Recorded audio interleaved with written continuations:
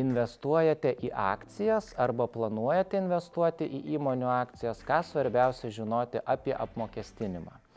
Tai pirmiausia, per metus apsimokestina skirtumas, tai yra gautas pelnas tarp akcijų pirkimų ir pardavimų. Na ir taip pat svarbu žinoti, kad taikoma 500 eurų lengvata, tai yra pelnas iki 500 eurų, yra neapmokestinamas iš akcijų, išskyrus tuos atvejus, jeigu įsigyjamos akcijos įmonių, kurios yra registruotos taip vadinamose tikslinėse teritorijose, tai yra nedraugiškose valstybėse, kurios nesikeičia informacija su mokesčių administratoriumi.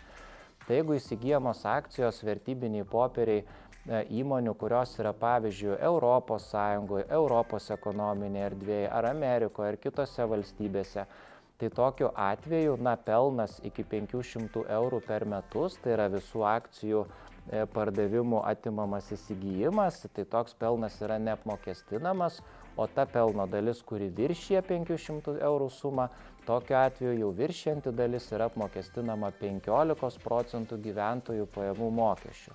Ir taip pat svarbu žinoti, kad nesvarbu, ar jūs akcijomis kartais prekiaujat, ar nuolat tą vykdot, ar kiekvieną dieną, ar tik kelis kartus į metus, akcijų pirkimai, pardavimai nėra laikomi individualia veikla ir tokiais atvejais nereikia išsiimti individualios veiklos pažymos.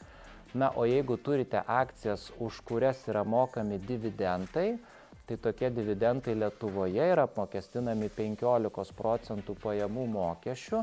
Tačiau jeigu tokie dividendai yra mokami iš užsienio valstybių ir jau juose šie dividendai buvo apmokestinti, tuomet Lietuvoje reikia turėti atitinkamą dokumentą, kuris rodo, kad užsienyje mokestis yra sumokėtas ir tokiu atveju šis mokestis Lietuvoje yra įskaitomas.